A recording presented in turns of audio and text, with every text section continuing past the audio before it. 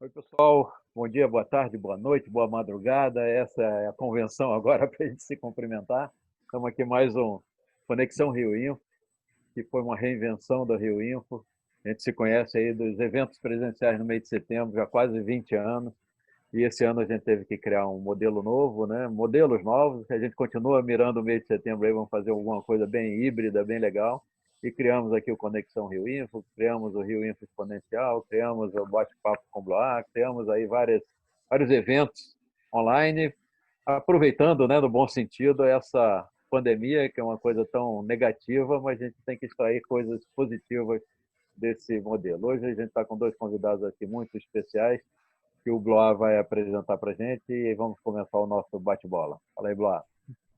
Bom, pessoal, é uma honra estar aqui novamente no Conexão Rio Info com o Milei, recebendo hoje a Renata e o Carlos. Eles vão se apresentar. Mas antes disso, eu peço a você que está nos assistindo que se você curte aqui o Conexão Rio Info e gosta dos conteúdos do Rio Info, que você clique aí em se inscrever no canal aqui no YouTube e clica no sininho para o YouTube te perturbar quando tiver vídeo novo e você assistir a gente, tá legal?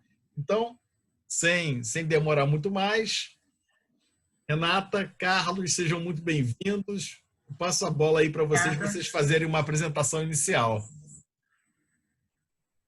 Quem começa? As Renata, damas. as damas. Renata.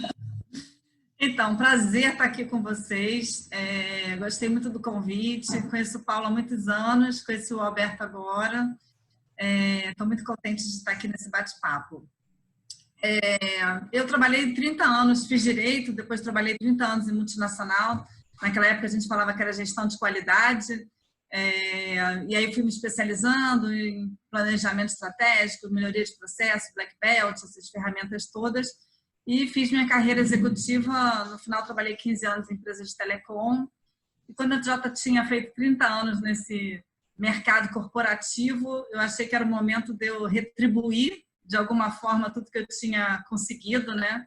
E aí resolvi sair e atacar o terceiro setor e educação, começar a me especializar nessa área e pegar toda a minha experiência de gestão corporativa e ajudar as ONGs a terem um modelo de gestão mais eficaz, mais completo. Eu sentia que eles tinham aquele sonho, aquele desejo, mas não tinham a organização interna que precisavam. Então, há 4 anos eu faço isso e hoje eu trabalho na Junior Achievement, que é uma ONG internacional que tem mais de 100 países. Fez ano passado 100 anos da sua fundação. Ela começou formando jovens para o mercado de trabalho, ensinando eles a como fazer uma mini empresa. É o programa Carro-Chefe, as crianças aprendem a criar realmente uma empresa até vender o produto. E hoje a Junior se modernizou, a gente tem cursos de JA Startup, Innovation Camp, e vários cursos modernos. Então eu estou como diretora executiva hoje aqui no Rio. Feito, Renata. Passar agora a bola aqui para o Carlos. Só antes do Carlos falar, eu quero falar o seguinte: o Carlos e a Hand Talk são o grande caso de sucesso do Salão da Inovação do Rio. Não tem apresentação que a gente faça que a gente não fale com muito orgulho e com muito carinho, tanto do Carlos quanto da equipe do Carlos e da Hand Talk toda. Carlos, seja bem-vindo aqui ao Conexão Rio Info. Muito obrigado, Alberto. Realmente a gente tem uma história muito bonita junto com vocês. Lá em 2012, voltando um pouquinho, a minha formação é na área de ciência da computação. Então, eu já trabalhei em instituição pública, também na Secretaria de Saúde aqui do estado de Alagoas. Resido aqui em Maceió, Alagoas. O escritório da Renditalk, o principal escritório, também é aqui em Maceió. Hoje a gente tem 2 escritórios aqui em São Paulo. Mas essa história começou lá em 2012. Então, quando a gente teve essa ideia de juntar a tecnologia, algo que pudesse impactar a vida das pessoas, né, a gente não tinha a dimensão real de onde poderia chegar aquela ideia maluca lá de 2012, quando a gente começou. Então, a gente apresentou em um Demo Day aqui em Alagoas, que inclusive foi capitaneado aqui pelo João Kepler, né, que você conhece bem. E já em agosto, nessa apresentação, a gente recebeu o convite para poder ir para o Salão da Inovação da Rio Info, que foi onde a gente se conheceu. Então, tudo era muito novo para a gente, essa história também de de startup, negócio de impacto. Então, eu costumo dizer que a gente foi em cima ali do skate, o skate foi se transformando numa bicicleta, numa moto, no carro ao mesmo tempo, e a gente tentando guiá-lo. E lá no Salão da Inovação foi bem impressionante para a gente, assim, porque a gente teve projetos também maravilhosos, né? E assim que a gente chegou, a gente ficou meio assustado, disse, poxa, o que é que a gente veio fazer aqui, né? 3 alagoanos, o que é que a gente veio fazer aqui nesse mega evento com projetos tão belíssimos mesmo. Tinha, se eu me recordava, uma impressora 3D do Uruguai também, de baixo custo. E, cara, Exatamente. a galera aqui é muito boa.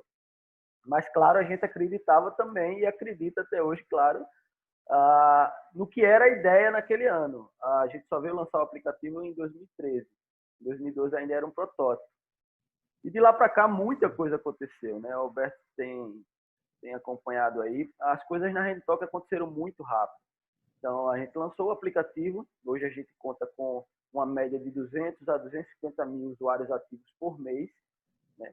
E outros produtos que a gente precisou lançar para tornar o negócio sustentável, como a gente tem um plugin para sites onde clientes podem assinar esse plano conosco e fornecer acessibilidade para Libras, que é a língua brasileira de sinais, a língua utilizada pela comunidade surda.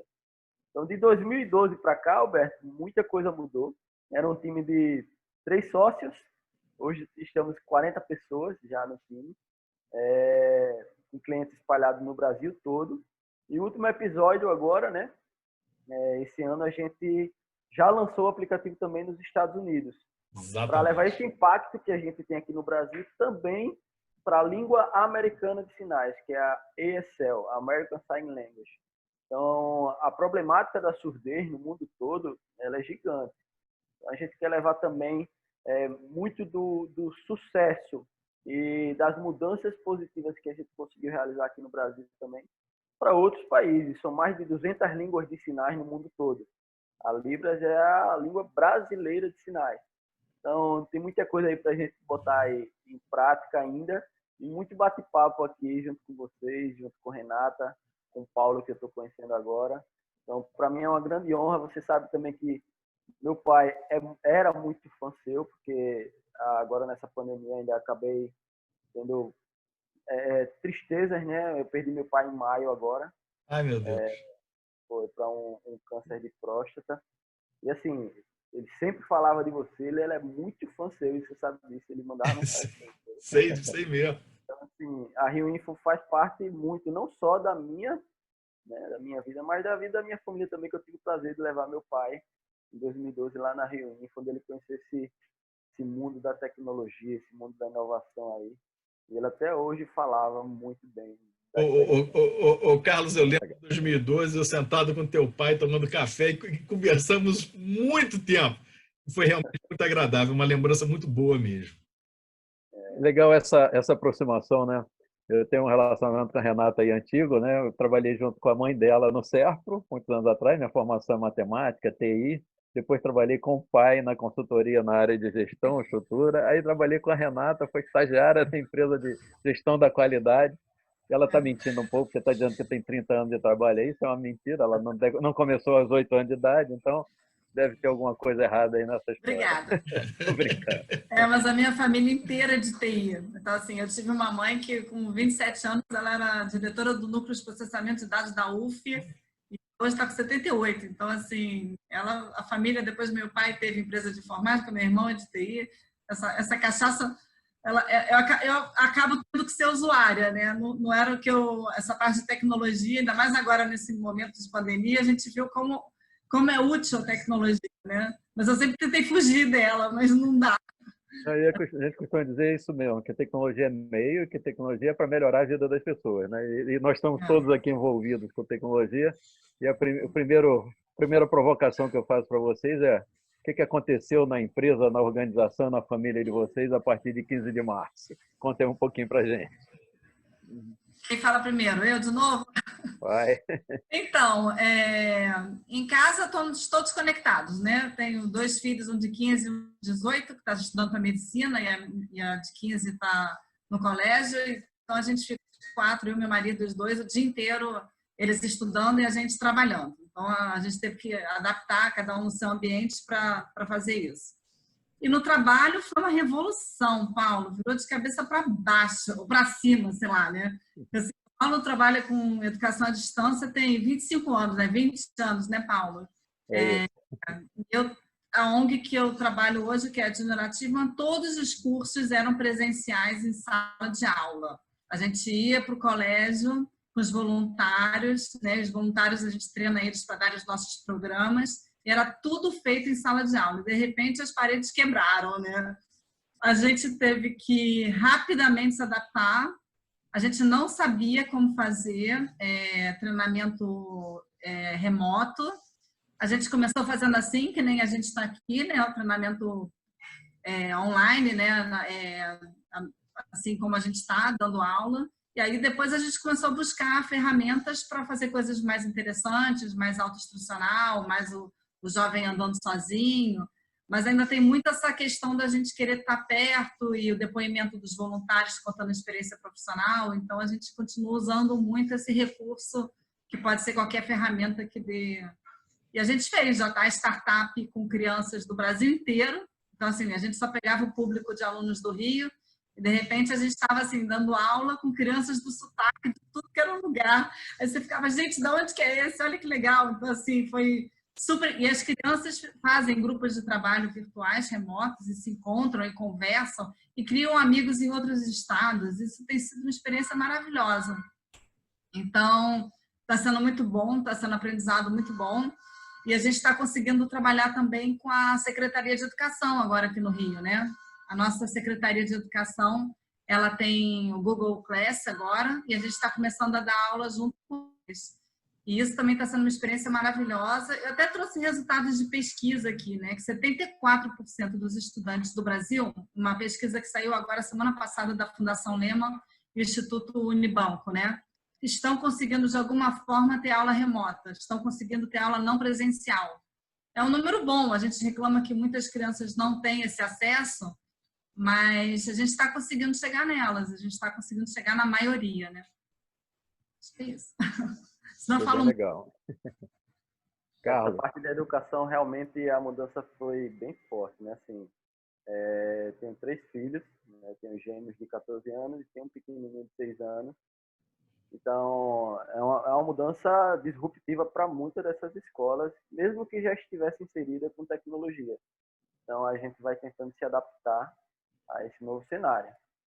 Com relação à empresa, a Handtalk, essa mudança foi muito assim, benéfica, antecipou algumas coisas que a gente queria, como, por exemplo, praticar mais o home office com nossos colaboradores. Como a gente é da área de tecnologia, isso facilita bastante. Então, as empresas que têm um core tecnológico, eu acho que elas estão com mais facilidades com relação a toda essa gestão de time, de processos, de entrega de produto. Então, para a gente agora, esse momento, está todo mundo home office, os 2 escritórios, e a gente vê que a gente está produzindo até mais, né? Nossa equipe técnica, principalmente, está desenvolvendo até mais. O time de inteligência artificial da Handtalk está produzindo barbaridade. Tanto que a gente lançou agora, foi em junho, o aplicativo nos Estados Unidos. Então, a gente vem nessa crescente. Claro, alguns prazos tiveram que ser modificados ou antecipados ou adiantados para o segundo semestre, mais para o meio do segundo semestre. Mas a gente tem conseguido produzir bem. Aquele mundo lá, antes de 15 de março, não volta mais, né? Quando a gente começa a conversar a respeito, a galera meio que se assusta, o pessoal se assusta. Mas é verdade, a gente não tem como voltar mais no mundo que era, porque quem não era digital teve a obrigatoriedade de se tornar digital. Ficou digital, né? E os modelos de negócios tiveram que ter mudanças disruptivas aí, e que acho que é até benéfica em termos de custos para muitas dessas instituições, e que vão ter que rever esses modelos agora, né, daqui para frente, até para poder ampliar esse espectro de atingir mais alunos, mais clientes. Claro que a gente teve algumas mudanças em termos de receita, principalmente no início da pandemia, onde grandes empresas que a gente já estava no lead ali para fechar, por exemplo, contratos, precisaram segurar um pouco, porque a gente não tinha ideia de como que seriam os próximos meses, mas agora, em termos de vendas, as coisas tendem a ter se normalizado mais. Agora, em junho, já foi bem melhor. Julho tem tudo para ser um ótimo mês para a gente também. A Rentalk está muito bem com relação a isso, até porque a gente já tinha um planejamento para 2020 de um investimento seed que a gente captou, por exemplo, com a Cavive, que é um fundo de investimento family office, focado em impacto social. Então, muito do nosso investimento para 2020, que era justamente para lançar no mercado americano, aumentar o time, isso também a gente conseguiu manter de uma forma bem tranquila, assim. Estamos contratando, né? Nos últimos meses a gente fez para mais de 4 contratações já do time. Então, nesse aspecto de planejamento, de crescimento, isso não tem impactado muito a gente. Agora, claro, aqui em Alagoas, por exemplo, teve startups que já não conseguem mais se manter, outras que estão passando, principalmente na área de eventos, né? Na área de eventos, tem um irmão também, gerente de uma rede de hotéis, então a área de turismo também bastante afetada. Ainda bem que a nossa área de tecnologia, nesse cenário, né, foi beneficiada de alguma forma, mas podia ser o contrário, né? De repente seria um colapso aí em todos os sistemas de rede mundial, sei lá, um blackout mundial, onde quem estaria com seus negócios offline estariam saindo na vantagem e a gente estaria agora passando por uma série de problemas. Mas eu vejo muito assim esse outro lado também, sabe? Não só da Rentalk, mas dos negócios mais tradicionais. A minha esposa tem um salão, uma esmalteria, então são 3 meses fechados. Então, é complicado, é um cenário complicado. Mas a gente precisa manter a sanidade mental, né? Que eu acho que é o principal aí. O que a gente tem visto muito é que a tecnologia está ajudando essas outras áreas, né? Quem nunca pensou em e-commerce está fazendo e-commerce, quem nunca atendeu à distância está atendendo à distância. Amanhã eu vou ter uma consulta com o médico pela primeira vez na telemedicina. Poxa, 20 anos atrás eu discutia com a associação, poxa, mas na Índia todo mundo atende telemedicina, no Brasil, não, o conselho não permite, não pode. Então essas rupturas foram interessantes, né? E a gente está no meio da tecnologia e vamos ajudar essa turma que atua em outras áreas, e o mundo físico, né, está se aproximando cada vez mais. E tanto a hotelaria, quanto o turismo, quanto a esmalteria, certamente alguma mudança vai acontecer nesse processo, agregando com as outras que a gente tem, né?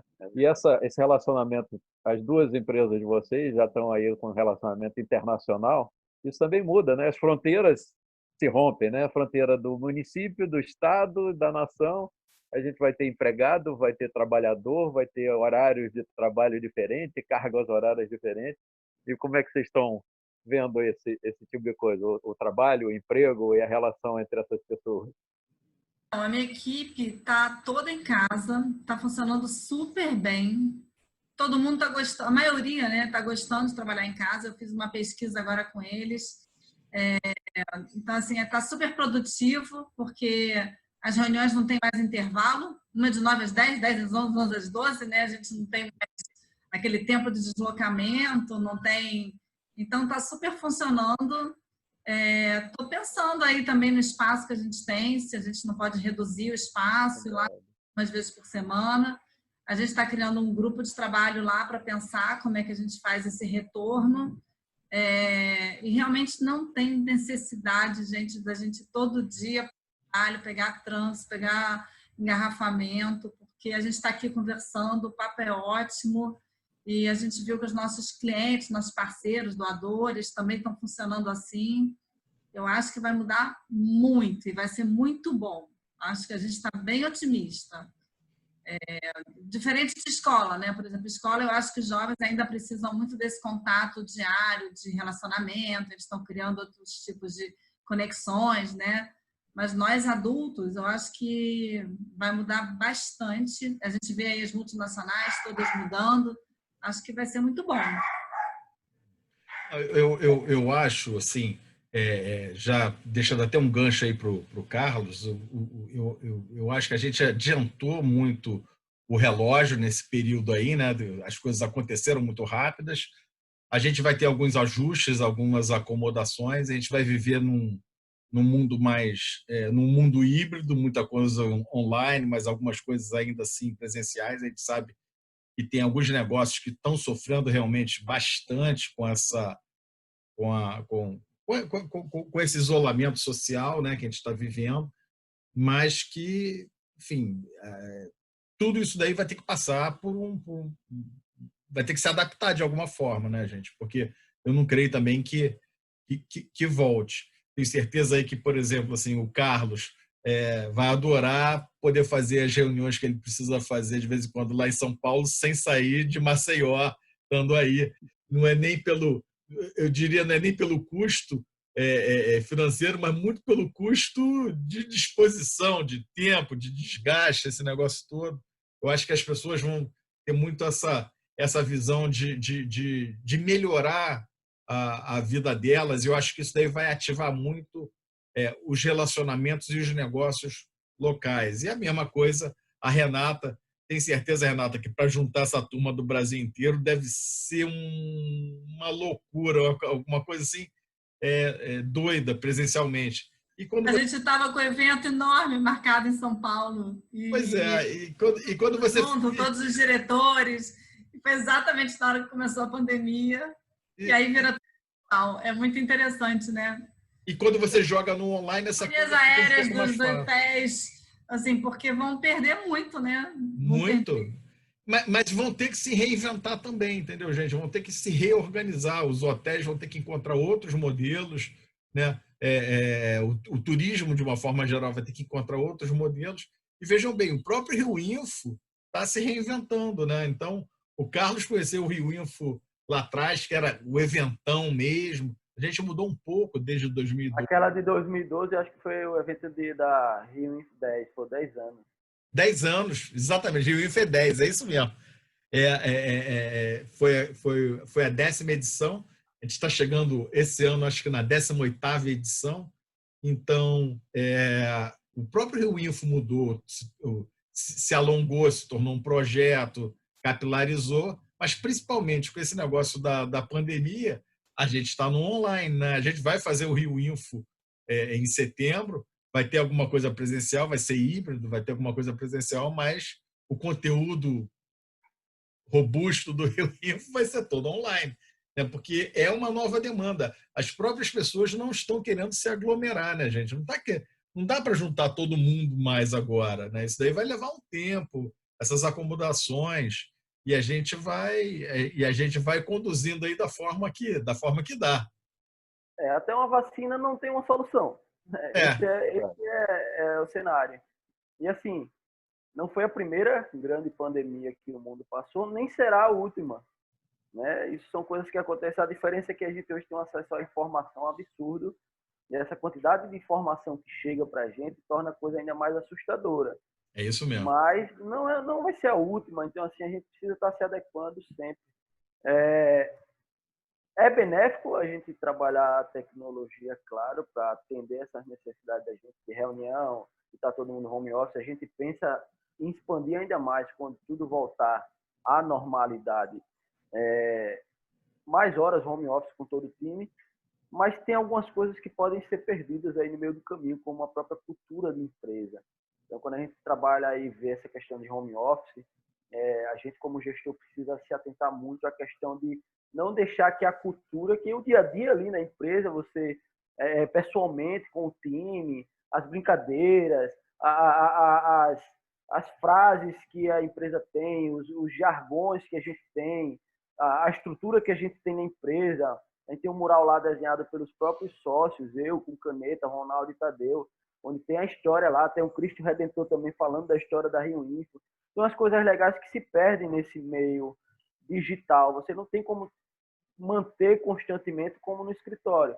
Então, isso também preocupa a gente bastante. Essa semana mesmo a gente mandou para todos os nossos colaboradores no Brasil todo, a gente mandou um cactus pequeno, via correio, via motoboy, e o cactus tem muita representatividade da gente lá na Renditalk, é uma história interna nossa, que a gente prefere cactus do que flores, que a gente não precisa estar o tempo todo regando ou conduzindo o colaborador, mas que que ele tenha autonomia e que ele possa se sustentar por um período maior de autoconhecimento. Então a gente mandou para poder isso fazer parte do dia a dia, estar ali na mesa do escritório dele em casa, porque a gente não pode perder essa essência, essa cultura. O meio digital ele vai trazer isso, né? Além disso, a gente tem a preocupação de avaliar cada colaborador individualmente. Eu estou na minha casa confortavelmente, minhas relações familiares com minha esposa, meus filhos, e minha mãe, que está morando agora nesse momento aqui, que eu estou para dentro de casa, nesse período de pandemia, para a gente evitar mais esse contato externo. A gente não estava podendo ir na casa dela, abraçar e tudo, então eu trouxe ela para cá, para dentro de casa. Mas nem todo mundo tem um relacionamento muito bom dentro de casa. Às vezes, você pode ter um colaborador que não tem um relacionamento bom com o pai ou com a mãe, e essas coisas afloram quando você está 24 horas debaixo do mesmo teto, né? Tem pessoas que moram sozinhas em apartamento, então essa solidão fica ainda maior. Então, essa sanidade mental, a gente, junto com o nosso time de RH todo, a gente tem procurado trabalhar isso muito bem, bastante, sabe? Porque o que não vai faltar quando essa história da pandemia acabar, não falo da Retoque, mas de uma maneira geral, são pessoas com altos índices de depressão, né? De tristeza, de se sentir impotente com relação a soluções dos problemas, seja profissional ou pessoal. Então, tem o lado bom de tudo, mas também tem um lado péssimo. A gente vai ver aí pessoas, o índice de depressão mundial aí vai aumentar bastante, né? Taxas de suicídios, como tem aumentado na China, por exemplo, por causa desse isolamento. Então, tem os lados positivos e negativos, a gente tem que ponderar muito bem. É uma equação que tem que ser equilibrada, né? Difícil de equilibrar essa equação, mas a gente não tem alternativa, né? De qualquer maneira, eu costumo sempre olhar pelo lado aí mais positivo, dentro da desgraça toda, né, das mortes e tudo, olhar pelo lado positivo do crescimento. E minha visão, a Renata sabe disso, a gente trabalha com qualidade, com processos desde sempre. Então, eu tenho um conceito que eu incorporei, é que todo e qualquer processo que existe hoje no mundo, toda atividade, tudo foi desenvolvido por alguém para solucionar algum problema. Então, a gente está muito acostumado a essa forma que a gente acostumou. A cultura foi um costume que a gente teve de algum momento. A nossa educação, a nossa saúde, o nosso trabalho, tudo foram processos inventados por seres humanos em algum momento. Eu nunca esqueço quando eu comecei a trabalhar com educação à distância e tal, pegando exemplos, né, de mudança. Aí eu me lembro assim que eu li alguma coisa do século, sei lá, quando Gutenberg criou a imprensa.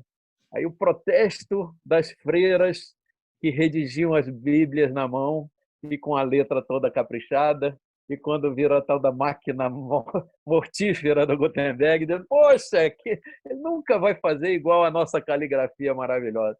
Mas acontece, vai mudando e a gente vai acostumando. É um problema sério, né? Esse problema humano e o problema do costume, mas a gente tem esse papel, né? De fazer as pessoas entenderem que aquilo ali pode melhorar a vida delas e depois pode recordar, puxa, lá atrás eu trabalhava de uma certa maneira e agora estou trabalhando de uma maneira que é melhor e que mudou e que a gente cresceu, né? Esse lado que é um lado importante para a gente perceber. Eu não falo nem só da disrupção com relação à mudança de modelo de trabalho, mas assim, o ser humano ele é muito carente de interação humana, né, também. Então, se a gente pegar, por exemplo, Brasil, Estados Unidos, o brasileiro vai sofrer muito mais com esse distanciamento do que o americano, que normalmente tende a ser mais frio. O brasileiro gosta desse calor humano, gosta das festividades, gosta de estar junto, gosta de trocar, bater um papo sobre outras áreas ali no momento do cafezinho no escritório, que é um momento importante, né? Que ali no bate-papo saem ideias para os produtos e soluções, muitas vezes. Vamos tomar um café, Rodrigo? Vamos tomar um café, Ronaldo? E num cafezinho que a gente toma, discutindo alguma coisa, a coisa surge. Coisas que você não tem como simular numa reunião virtual, quando você já tem a obrigatoriedade de estar naquela reunião, então não se torna 100%, vamos dizer assim, espontâneo, aflorar essas ideias. Então, tem que estar claro que essa quarentena é extraordinária, né? Então, quando acabar, vai voltar para um outro ponto, mas essa de quarentena obrigatória, você trancado dentro de casa, realmente é anormal, não dá para se acostumar a vida inteira com isso. Passou 3 meses Quarentena ali, não já é o trabalho todo mundo. remoto Então o trabalho Exato. remoto, a educação à com distância, toda essa. regras, né? Eu acho que a gente vai ficar com o lado bom, né? Quando acabar, e esse lado ruim vai acabar, pô. Vamos voltar a conviver, vamos voltar a encontrar, só que com algumas mudanças estruturais Não, grandes. e eu acho que a turma de RH vai ter aí um mega desafio, né, em todas as empresas, de manter essa cultura, de manter o pessoal alinhado, unido. Isso daí acho que é bacana também, porque tá dando um gás no pessoal de RH, né, nessas ações, nessas atividades. A gente tem uma coisa no Rio Info que eu acho que é muito bacana, né, que nos últimos anos, o Carlos, em 12 a gente não fazia isso ainda, mas nos últimos anos a gente sempre termina o Rio Info, a gente termina com uma chopada, né? Então, tem uma chopada, o pessoal gosta, curte, tal, tal, tal. E recentemente a gente fez o Rio Info, o Viradão do Rio Info, perdão. O Viradão do Rio Info foi um evento grande aqui, online, não sei quantas horas, até de madrugada. E quando passou isso, eu estava conversando com um dos nossos amigos, o pessoal da Cervejaria Intensa, que é quem fornece a cerveja normalmente na Chopada do Rio Info. Eu estava conversando com o Luciano, estava assim, pô, Luciano, ele estava dando os parabéns pelo viradão, tal, tal, tal, tal, tal, tal. Eu falei assim, pô, Luciano, a única coisa que faltou nesse viradão foi, foi a chopada no final para você fazer aquele bota fora, dar aquela relaxada total. E ele falou assim, não, pô, não faltou não, vamos fazer, vamos fazer. E aí a gente conseguiu, aí, assim, com uma parceria bem bacana com eles, a gente mandou entregar para cada um dos coordenadores do Rio, da equipe de coordenação, receber lá seu show e curtir aquilo ali. Daí, enfim, são pequenas ações que você... O nosso café aqui. É o café, É isso. é exatamente isso, que você vai mantendo a turma unida. Eu estava contando ainda numa outra conversa aqui, que um amigo meu estava reclamando que marcou um almoço comigo lá em março, e quando veio, fecharam tudo, o nosso almoço foi para o espaço. Aí semana passada ele estava falando, pô, Alberto, a gente marcou aquele almoço. No fundo, o almoço foi remarcado para aquela semana de março, porque a gente tinha marcado antes e ele pediu para desmarcar e marcar para uma semana depois. Eu, pô, desmarcar aquele almoço, a gente nunca fez. Cara, e aí eu falei assim, ô John, vamos fazer o seguinte, vamos marcar o nosso almoço aqui, você pede um hambúrguer daí, eu peço um hambúrguer daqui, a gente abre a conexão e fica batendo papo. E foi ótimo. Então, eu concordo muito com o Carlos, que a gente, principalmente no Brasil, e quem me conhece, eu gosto desse negócio, eu gosto de contato com as pessoas, já está tomando café, está tomando chopp. A gente tem essa característica, né, de assim, mais pessoais, as coisas são mais pessoais com a gente. A turma lá de cima do Equador é um pouco mais fria, né? Mas eu acho que a gente vai encontrar um jeito, a gente vai dar um jeito de resolver esse negócio todo, seja pela internet, seja presencial, a gente vai dar um jeito nisso tudo aí. Esse exemplo de conversa são de aproximação, né? Fala, Renato. Exato. Posso fugir do protocolo e eu fazer pergunta para o Carlos? Posso fazer? Claro. Pode! Deve! Não, porque é o seguinte, a gente está, Carlos, no momento, a gente está falando agora das dificuldades, né? Então, assim, a gente viu que 70% da população brasileira tem acesso a algum meio de tecnologia. Isso saiu na pesquisa aí dessa semana. Mas você trabalha com essa parte de inclusão, né? Coisa de Libras, né?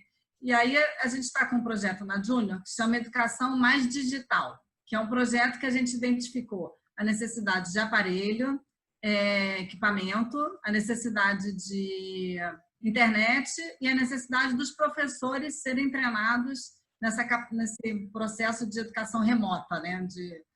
E aí eu vejo assim, vocês têm, a gente tem muita vontade, então, por exemplo, vou te falar um desejo meu, a gente ia fazer um trabalho agora com o pessoal do INES, né, ali em Laranjeiras, Instituto dos Surdos, a gente ia dar uma capacitação para eles. E agora eu fiquei, como que eu vou dar uma capacitação virtual para eles? Vocês atuam, assim, em escolas? Como é que funciona isso? Então, Como é que funcionaria eu dar um curso online para surdos? já esperava a pergunta. Então, muito já se evoluiu de 2012 para cá, né? Então, a HandTalk era simplesmente um aplicativo onde você, que é ainda como funciona hoje, você fala ou escreve no aplicativo e o Hugo, que é o nosso intérprete virtual, é o sócio majoritário da HandTalk, ele faz essa interpretação em Libras. Mesma coisa são os produtos, que é o plugin para sites. Então, é uma comunicação de mão única. O Hugo, a partir de um texto ou um áudio em português, ele traduz para a língua brasileira de sinais. Porém, no evento, coisas de evento, como lives que têm acontecido constantemente e com a acessibilidade cada vez mais forte em Libras, com recursos para leitura acessibilidade para cegos, para deficientes visuais. Então, assim, isso também agora está em grande ebulição por causa desse isolamento e dessa pandemia. Mas o que a gente recomenda? O Hugo ainda não vai conseguir fazer isso, tecnologicamente falando, porque a gente tem um monte de variáveis aí, tem sotaques diferentes, tem pronúncia da pessoa diferente, tem uma série de coisas de interpretação mesmo do que o palestrante ou quem está falando ali para a língua de sinais. Então, nesses casos, a HandTalk não atua. A gente sempre recomenda que você tenha um intérprete, né, para poder realizar essas lives. Porque vamos supor que o Hugo conseguisse realmente interpretar isso. Mas se alguém que está na outra ponta, por exemplo, quisesse fazer uma pergunta, um questionamento, como vocês que não entendem a língua de sinais iriam poder saber o que é que aquela pessoa... Tem que ser uma coisa gravada, né? Tem que ser uma coisa online gravado, né? Mas até para isso, para vídeos mesmo, a gente não tem atuado. Isso a gente tem trabalhado, a gente tem o que a gente chama de HandTalk Labs há um bom tempo já, onde a gente testa novas tecnologias para o futuro. Então, a tecnologia tem avançado, as coisas têm melhorado. Quem sabe aí a médio e longo prazo a gente não consiga alguma solução nesse intuito, porque a gente também vislumbra... Tenho certeza que vocês vão conseguir, né? Alguém tem dúvida aqui que eles vão conseguir? Vai estar lançando aqui no Rio Info. Agora, para a língua americana de sinais, por exemplo, a gente tem intérpretes que trabalham de lá dos Estados Unidos. A gente criou um sistema nosso com inteligência artificial, onde eles sinalizam exemplos de frase, a gente faz a captura desses vídeos, transforma isso em movimento para o Hugo e insere isso na nossa inteligência artificial para que o Hugo saiba cada vez mais e melhore, não só na Libras, mas também a SL. Então, no futuro, esse próprio conteúdo que está sendo gravado vai servir como matéria-prima para o Hugo entender o inverso. Entendeu? Isso é o que a gente chama do inverso, ele poder a gente filmar através de uma câmera de celular, por exemplo, alguém, e o Hugo poder falar em português ou falar em inglês, por exemplo. Mas isso ainda está mais perto do que já esteve. Lá em 2012 a gente nunca que imaginaria a possibilidade de que isso desse certo, mas hoje a gente já vê que é uma possibilidade real, inclusive a gente já trabalha, né? A gente pesquisa aí dentro, testando algumas coisas para isso. A gente nunca pode... A HandTalk ela nunca vem para substituir o intérprete, tá? A HandTalk ela é uma ferramenta a mais, complementar, por exemplo, para esse recurso de acessibilidade, principalmente quando a gente fala de acessibilidade digital. Então, a gente hoje tem o plugin para sites dentro de sistemas de intranet, de boticário, por exemplo, para treinamento dos colaboradores de PCD, lá dentro da instituição, sites institucionais, bancos, prefeituras, uma série de segmentos que hoje a gente atua, mas com esse intuito, levar a informação do português para Libras, mas o inverso hoje ainda não é possível. Eu tenho uma pergunta para o Carlos também, mas antes de fazer um comentário, se o Carlos tivesse ficado conformado em 2011, puxa, coitado dessas pessoas que não ouvem e tal, que pena, deixa eu viver a minha vida, não teria surgido a empresa dele, né? A gente não pode se conformar com essas coisas, então vamos melhorar. Mas a pergunta é a seguinte, eu já trabalho há algum tempo com aquele software do tipo TTS, né? Text to Speech, lê o texto e fala. Aí tem o software também ao contrário, pega um speech e escreve. A pergunta é, o Hugo sabe ler? Ele lê escrito e fala? Ou ele só vê e interpreta? O Hugo, ele lê o conteúdo escrito e interpreta para a língua de sinais, movimento gesto-espacial, né? Então, assim, a gente trabalha também com o speech to text, que é para poder, no aplicativo, a pessoa fala, a gente converte isso em texto, que é a matéria-prima para o Hugo poder O Hugo interpretar. sabe ler e transformar aquilo em sinais. Isso. Legal. E assim, legal. quando a gente fala de empreendedorismo social, Renata é bastante conhecedora disso. Os dois estão na área do empreendedorismo social. Lá em 2012, acho que a principal ferramenta, e até hoje, que eu falo para todo mundo, é uma ferramenta gratuita que pode ajudar qualquer empreendedor, é você ter empatia, né? Então, assim, muita gente sabe o conceito de ter empatia, mas confunde na hora de você praticar. A gente usa isso diariamente, constantemente. Não tem como a HandyTalk evoluir se a gente não tiver empatia com os nossos usuários, principalmente. Então, lá em 2012 eu era um Carlos, né? E hoje eu sou um Carlos 1000 vezes melhorado. Ou seja, se a gente for falar em termos de salário, vamos dizer assim, o potencial que eu ganho de feedback positivo de usuários, de familiares, da comunidade surda, o quanto tem mudado a vida dessas pessoas, eu posso considerar que eu sou um cara que recebe mais de milhões de reais mensalmente, entendeu? Porque é isso que motiva a gente como empreendedor social, né? A Renata atua na área de ONGs e eu como negócio social. Qual é a diferença entre isso, né? A gente tem o terceiro setor, que são as ONGs, a gente tem o segundo setor, que são as empresas, o estacional, e os negócios sociais é o 2,5 que a gente chama.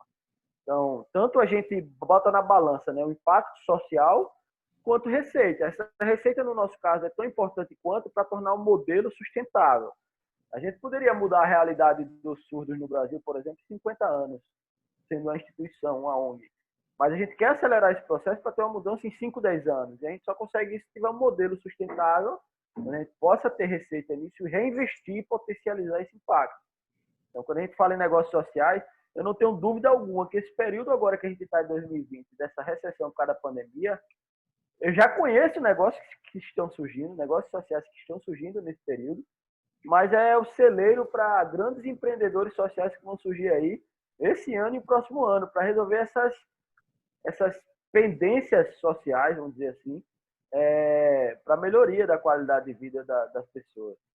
E acho que esse é o grande prêmio que a gente ganha em usar a empatia e causar o bem na vida de alguém. E alguns empreendedores sociais vão sair dos alunos da Renata. Com certeza, né? Estão aprendendo que tipo de profissão, que tipo de negócio, e vão tendo esses insumos e vão aprender que tem um monte de oportunidades por aí que não foram exploradas ainda e que está faltando. O Carlos está dando umas dicas aí, ó, tem umas tecnologias aí que alguém tem que desenvolver, alguém tem que meter a cara e fazer. Tá? Essa é a dica para a Renata. A gente incentivar a garotada a empreender também, porque é uma coisa muito importante no nosso país, né? A gente não tem emprego para todo mundo, né? A gente tem que dar várias oportunidades, né? Verdade, é verdade.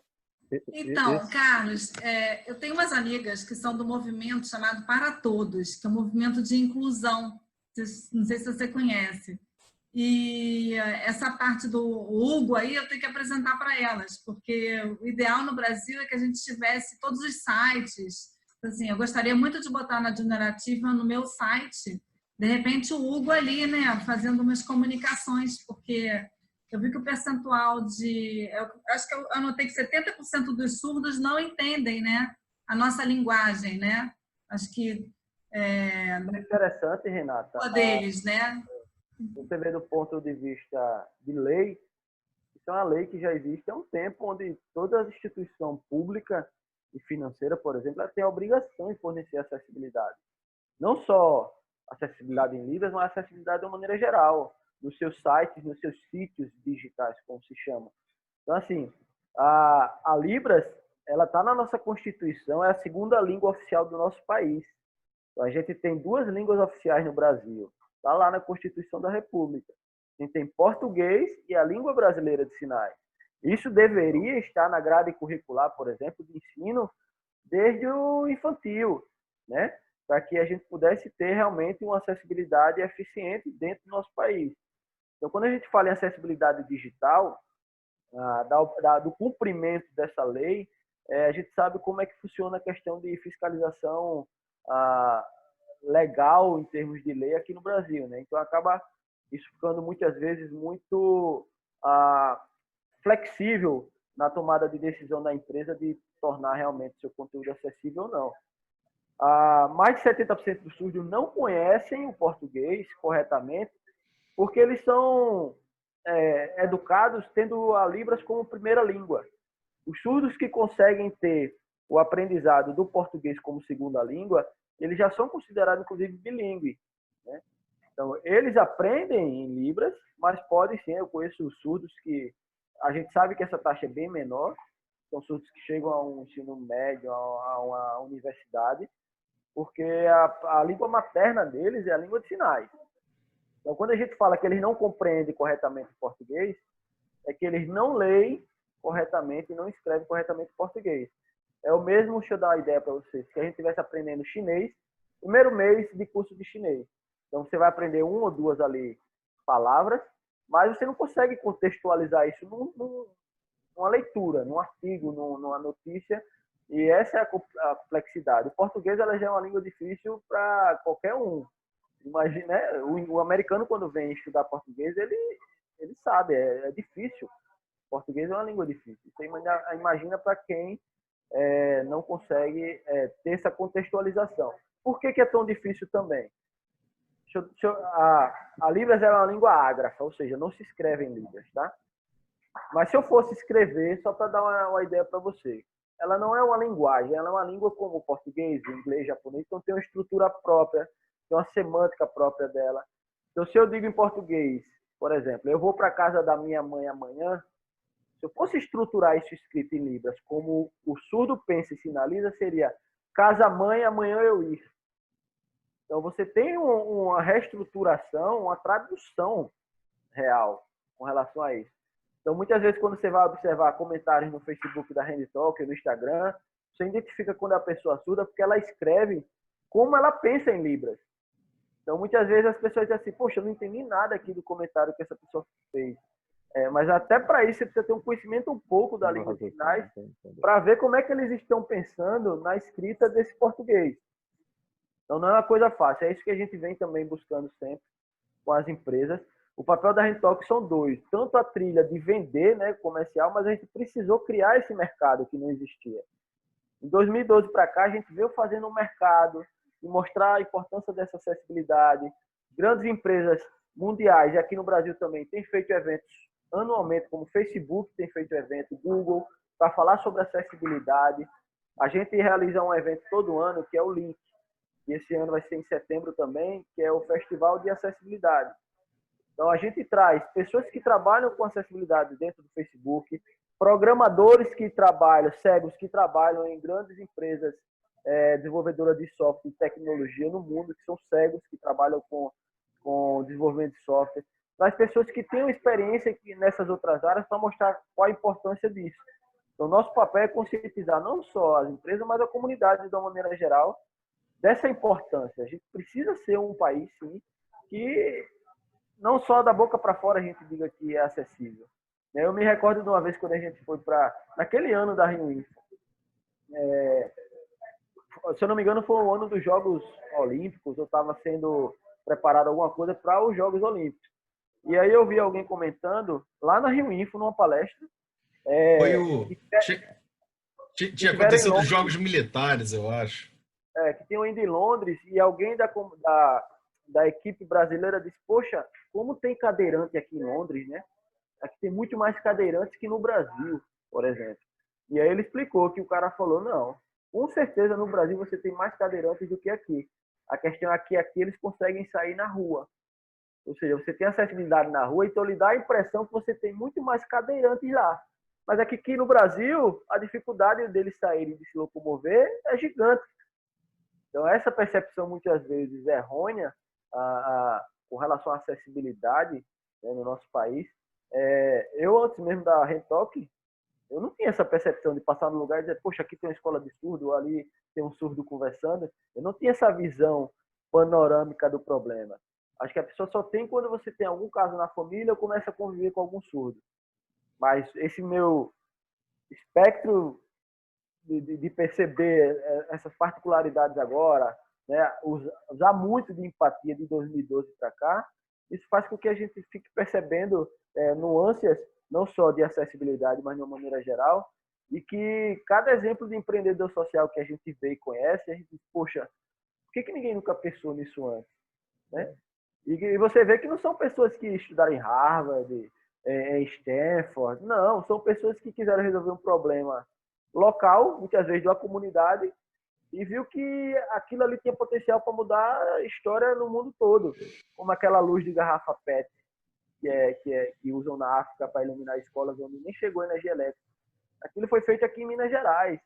O idealizador daquele projeto que hoje os Estados Unidos reproduz no mundo todo é o do Alfredo aqui de Minas Gerais, um analfabeto, nunca foi para a escola. Na crise energética de Minas Gerais, ele quis resolver o problema dele, da oficina, que ele não tinha dinheiro para pagar a conta. Carlos, eu tive uma experiência nessa linha do que você fala, experiência pessoal, né? Porque eu tive uma tia que era, a gente chamava na época surda e muda, né? Então, década de 50, 60, que eu era Só te criança. corrigindo, Paulo, só te corrigindo. As pessoas falam muito surdo e mudo, mas não existe esse termo mudo e surdo, ou surdo e mudo, né? Nem todo surdo... Não, eu já aprendi. Na época a gente chamava assim. E o que eu percebi? Ela não sabia ler, ela não aprendeu a ler. Ela não tinha como aprender. E ela criou na família uma linguagem de sinais dentro da família, não tinha Libras. Então, aí o que acontece? Um surdo de outra família falava outra língua de sinais inventada dentro da família. Isso eu convivi muito com isso, né? Aí até que ela adulta aprendeu a ler, aí adulta começou a se comunicar, aí escola, educação e tudo, essa dificuldade. Aí eu percebi isso no Serpro, eu fui gerente de divisão no Serpro, superintendente, nós tínhamos programadores cegos e tínhamos programadores cadeirantes, mas nunca tivemos ninguém surdo, porque a tecnologia não tinha conseguido equacionar esse lado. Eu acho que é a pior das deficiências, digamos assim, na minha visão, porque assim, você consegue conversar e trocar ideia e conhecimento com uma pessoa cega, com um cadeirante, mas um surdo, se você não tiver o domínio da língua de sinais, ou ele não tiver a capacidade da leitura labial, por exemplo, você quebrou a principal parte, assim, a principal habilidade do ser humano, que é se comunicar. Então, se você não consegue se comunicar, as coisas não vão para frente. Então, como na língua de sinais, como você falou aí, que eram vizinhos surdos, por exemplo, que conversavam em línguas diferentes. Na língua de sinais, a gente tem a particularidade que a gente tem na língua falada. Por exemplo, eu sou nordestina, tem um sotaque, vocês são carioca, tem outro sotaque. Isso existe também na língua de sinais, como em Libras, por exemplo, que é o que a gente chama de regionalismo. Determinadas palavras, em português mesmo, tem um determinado sinal no sul que é diferente do sinal aqui do Nordeste. Legal. Então, ela é uma língua muito viva, ela é muito mutável, dependendo da região, da comunidade, de sinais que são criados. E isso também é um grande desafio para a gente da Renditalk a médio e longo prazo, que é buscar preencher todas essas lacunas de regionalismo também. Vou fazer uma pergunta para a Renata. Renata, na formação aí do pessoal para empreendedorismo, você forma para empreender e também em alguns tipos de assuntos? Empreender na área de... Então, ou normalmente, isso é uma coisa que a gente faz essa parceria com as escolas, maioria escolas públicas, né? Mas também tem escola particular. Normalmente, quando as crianças montam a mini empresa, elas vão muito para esse lado de sustentabilidade e responsabilidade social. É a tendência. Então, os produtos normalmente saem caixa de leite, que faz uma bolsa, aquele absorvente higiênico sustentável. Os produtos todos vão para essa linha de sustentabilidade. Os produtos são maravilhosos. A gente faz uma feira no final do ano, as crianças todas expõem os produtos e vendem, e normalmente é o maior sucesso. A tendência é essa, sustentabilidade e responsabilidade social, porque é mais o dia a dia deles mesmo. Pois é, mas eu acho o desafio do tipo ser empreendedor com uma startup na área de tecnologia e fazer produto, isso aí a gente tem que dar uma Não, cutucada, né? Tem que ajudar. não, mas é que eu falei do programa Mini Empresa, o programa de JA Startup, que é criar. Ah, legal. Eles vão muito para essa área de tecnologia, muito. É porque o de mini empresa é muito para o produto físico, né? É um grupo de jovens. O da JA Startup, eles criam programas, eles criam blog, eles criam... eles fazem coisas incríveis, eles fazem... as soluções, normalmente, a gente tem Innovation Camp, né? Que você dá aquele desafio através do Design Thinking, eles têm que chegar numa solução.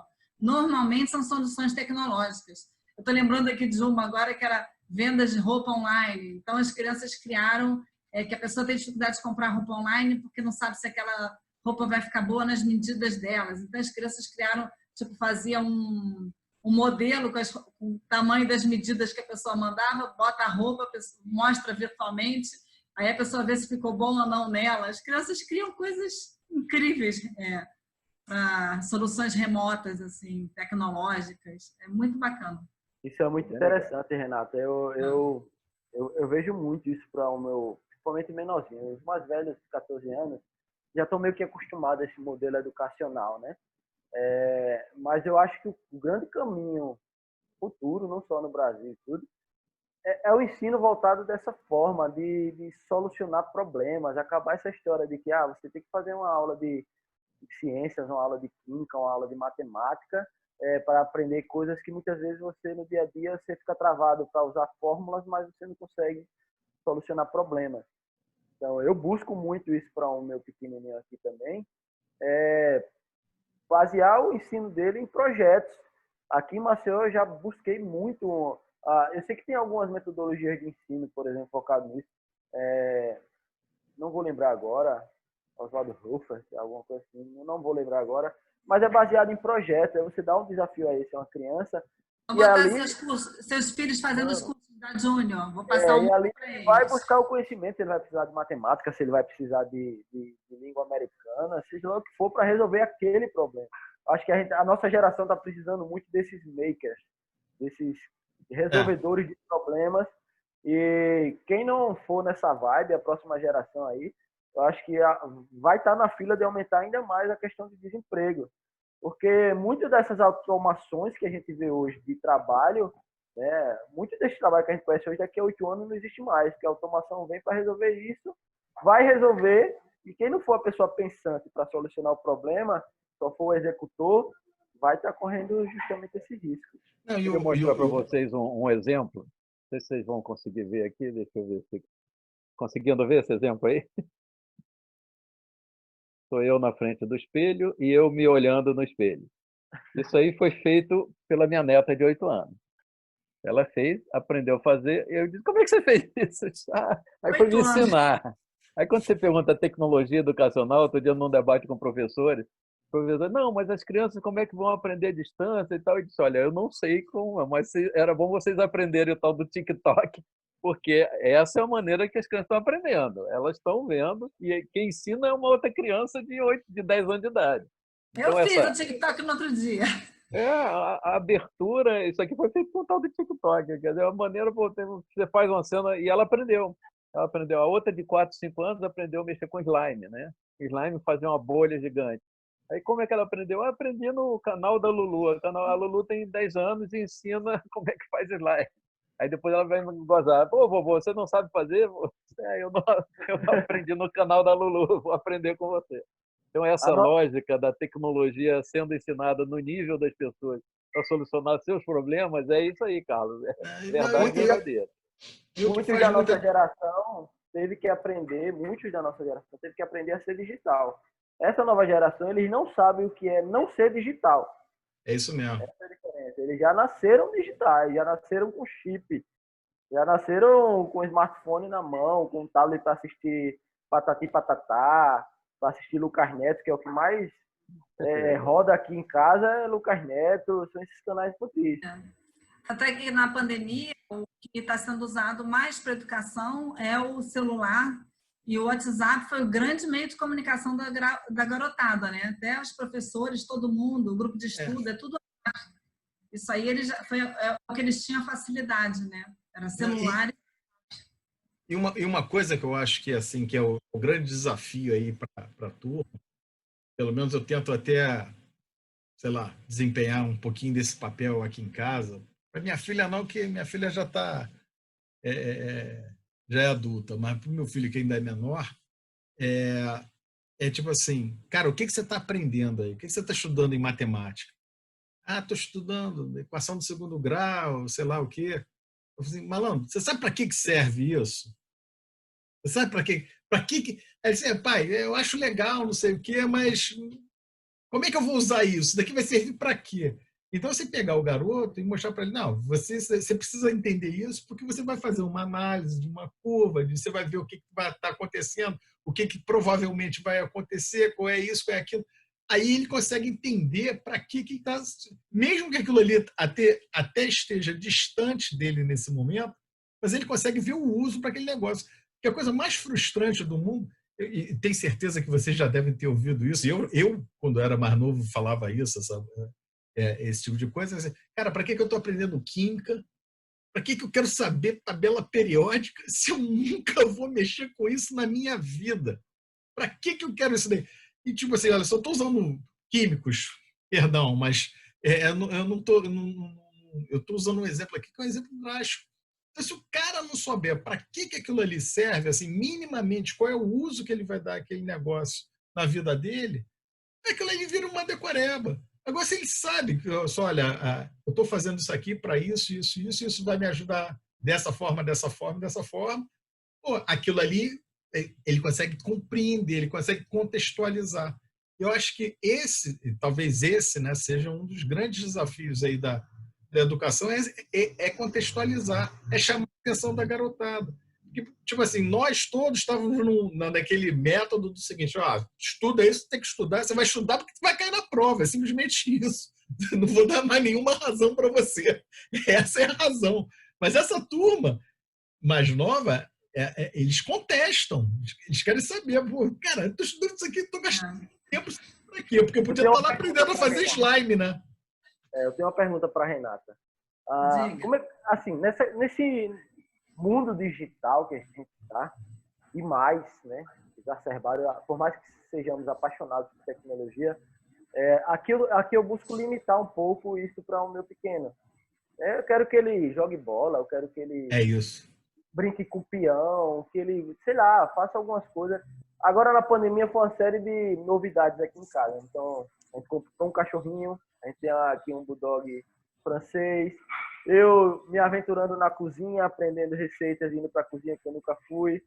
Essas últimas 2 semanas aqui, eu estou montando aqui na garagem de casa um sistema hidropônico de plantação e hidroponia só com água, autodidata mesmo ali. Para sair um pouco, cara, eu passo de 8 horas da manhã aqui até 6 horas da noite nesse computador, ou quando não é reunião, é trabalhando. Então a gente precisa desopilar com outras coisas, né? E a gente vê que a criança está cada vez mais submergido na tecnologia, é o celular querendo o celular o tempo todo, é o videogame, é o tablet.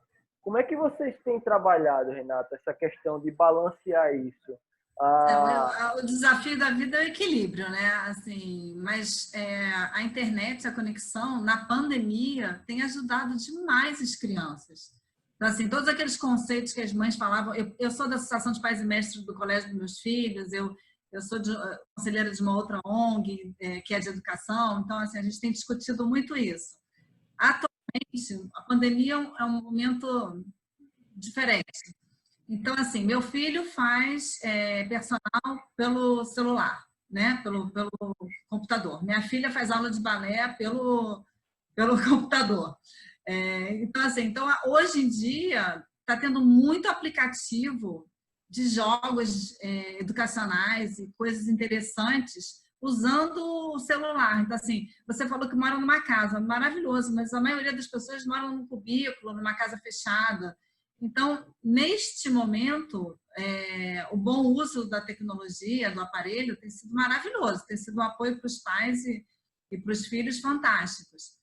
Agora, fora a pandemia, aí a tecnologia ela é importante. Então, assim, essa coisa de proibir levar o celular para a sala de aula, eu acho errado. Eu acho que tem que levar o celular para a sala de aula e ensinar a garotada a consultar os lugares legais, aonde acessar conteúdo bom e usar a tecnologia. Não dá mais para brigar com ela, entendeu? Não dá mais Então, deixa eu para mudar, usar o celular. deixa eu mudar a pergunta, então. Vocês já estudam ou já estão fazendo alguma análise de como vai ser essa mudança pós-pandemia do tipo, hoje está muito digital, precisa ser digital demais. E quando passar isso, como é que a gente volta atrás para tirar um pouco do digital, por exemplo, dessas crianças que agora vivem Portugal? Se vocês têm algum estudo ou pensam... Assim, a Generativa especificamente ainda não, mas tem essas ONGs que são Todos pela Educação, né? Tem umas outras ONGs grandes que fazem pesquisas que estão fazendo isso. Mas todo mundo está falando que agora é híbrido, quer dizer, não tem como voltar mais atrás, que você pode tentar diminuir um pouco do que você ganhou de tecnologia durante a pandemia, mas nunca será como era antes. Então, assim, vai ser, né? Isso está bem claro. Então, assim, depois que a gente usar a tecnologia a nosso favor, ela não sai mais, né?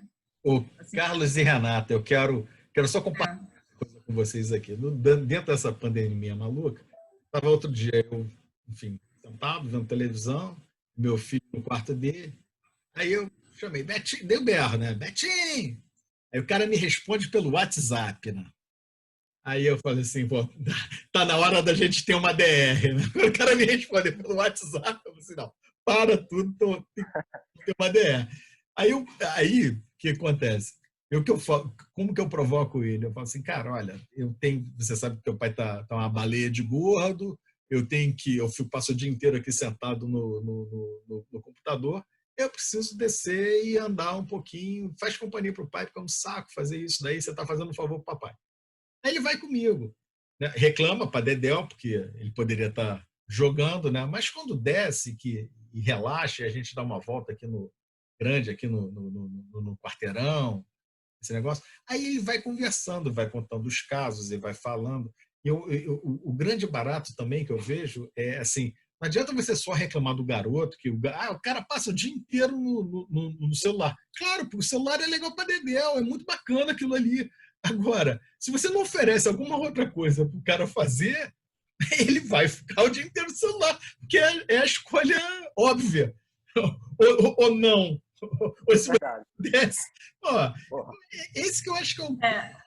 Então, deixa eu contar aqui, mudando assim geral, mas assim, na pandemia a gente tem feito aqui em casa jantares temáticos. Então, teve um dia que foi o dia de Quaresma, era Black Tie, teve um dia que era o dia do cafona, teve a festa árabe.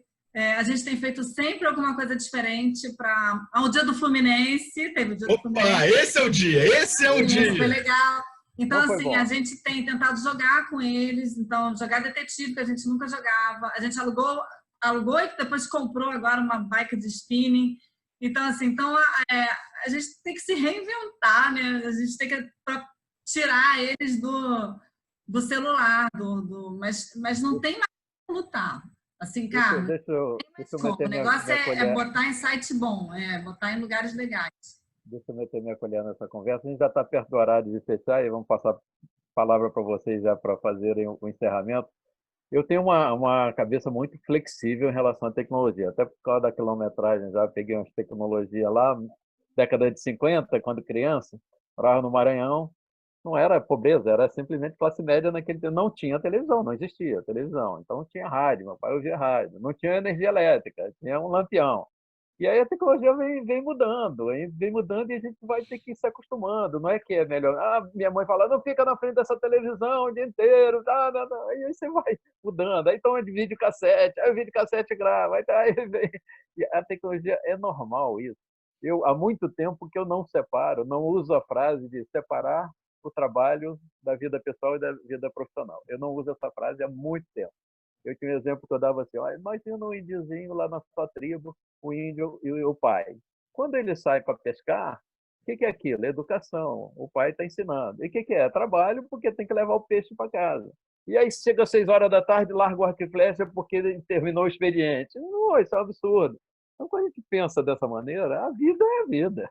A vida é a vida, é feita pelas coisas que a gente faz para viver, para se alimentar. Eu acho que nesse caso aí das tecnologias, a gente tem que ter preocupação com saúde, certamente, com saúde, com a educação, com a estrutura, mas a tecnologia vai encaixando. Essa semana nós fizemos um monte de quebra-cabeça aqui em casa, que é tecnologia de um monte de anos atrás. Mas legal, aí motivou todo mundo em volta do quebra-cabeça. Aí sai dali, vai para o TikTok e tal. Então, moldando, mas sem ter o preconceito nem de que isso é um horror. Tá? E, quer dizer, eu não vou querer, acho que nunca minhas netas vão soltar uma pipa como eu soltei em algum momento. Né? E fazia coisa de cerol. Cerol não pode, cerol é um absurdo. Aí fazia cerol. A gente vai mudando, vai tendo que olhar, olha, o processo mudou, a metodologia mudou. A gente vai ter que ir encaixando e sempre pesando, ó, o que é bom e o que é ruim aqui, né? Sem o preconceito. Né? Vamos lá, mas aí agora eu queria ouvir de vocês, a gente já está na hora de encerrar. Coisa criar. Não, acho que eu queria encerrar aí assim, com um desafio, que acho que fica uma reflexão para a gente, né? Nesse momento de pandemia, as pessoas estão. O lado do voluntariado surgiu muito, esse lado de doação surgiu muito, de ajudar o outro, mas a gente está vendo assim, muito para a fome, né? As pessoas ficam sensibilizadas para a cesta básica. E aí eu acho que é um desafio meu do Carlos, como que a gente sensibiliza as pessoas para uma educação de inclusão, como que a gente sensibiliza. Então, eu tenho uma chefe que é a Graziella, e ela fala muito assim, a fome é aquela ferida aberta, né? Todo mundo vê e, quer ajudar. E a educação, a inclusão é aquela ferida que é uma hemorragia interna, né? Que você não está vendo, mas que mata também, né? Que também... Então, acho que fica aí uma reflexão no final. A gente, como nessa parte de empreendedor social, a gente sabe que fazer o bem é muito melhor para o outro do que para quem está recebendo, né? Para quem está dando é muito melhor do que para quem está recebendo. Então, eu acho que a gente tem esse desafio aí de educação digital, tecnologia, a gente sensibilizar mais pessoas para essa causa, né? E obrigada. Legal. É verdade, é verdade. Eu tenho buscado também fazer a minha parte aqui, extra Hand Talk, tentar suprir algumas necessidades de algumas classes aqui de músicos, que eu trabalhei uma boa parte da minha juventude com música, então doações para músicos que estão nesse momento da pandemia parado, por exemplo. Então tentando aguçar um pouco mais essa questão de senso de urgência da gente ajudar nesse momento. Primeiro agradecer aí o convite, Alberto, muito bom estar aqui com você, pelo menos lhe vendo, batendo papo com você. Um prazer lhe conhecer, Paulo. Renato também, que eu não conhecia, um prazer estar aqui. Esse momento eu acho que eu fecharia com a busca pela sanidade mental. Acho que a saúde mental de todos nós agora é a principal chave para a gente sair disso de uma maneira positiva. Eu tento aqui, os meus filhos, só esse fato mesmo da hidroponia que eu estou montando aqui, o fato de eu plantar a sementinha, meu filho ver germinando, não ver só em vídeo do YouTube a germinação da planta, não, ele vendo lá, todo dia acordando, ele agora fica acordando e diz, pai, vamos lá olhar a planta para ver se já cresceu mais um pouquinho, né? Depois vai para o sistema de hidropônico. São coisas que a gente precisa fazer para sair um pouco desse lado negativo de números, das mortes. A gente sabe quanto isso é difícil. Né? Como vocês sabem, eu falei, perdi agora meu pai em maio e não foi para a Covid, mas assim, passei pela mesma experiência dos outros familiares. Que a gente não pôde enterrar com todos os familiares. Eu não pude viver esse luto ainda com meus irmãos, né? Porque a gente não pôde ficar próximo. Então, assim, é um momento difícil, mas a gente precisa buscar estar firme e forte mentalmente. Quando eu estive lá na Rio Info, eu pesava 115 quilos. Eu descobri a corrida de rua há uns 4 anos atrás, hoje eu peso 90, 91. Então, essa pandemia, nas primeiras semanas, eu fiquei louco que eu não podia correr. Louco. Resultado, eu comprei uma esteira para dentro de casa. Então, fico meus treinamentos correndo, que aquela adrenalina depois de um esporte praticado, aquela endorfina, aquelas químicas que a gente aprende na escola e para que isso serve, né? E nos causar o bem-estar pós-exercício físico.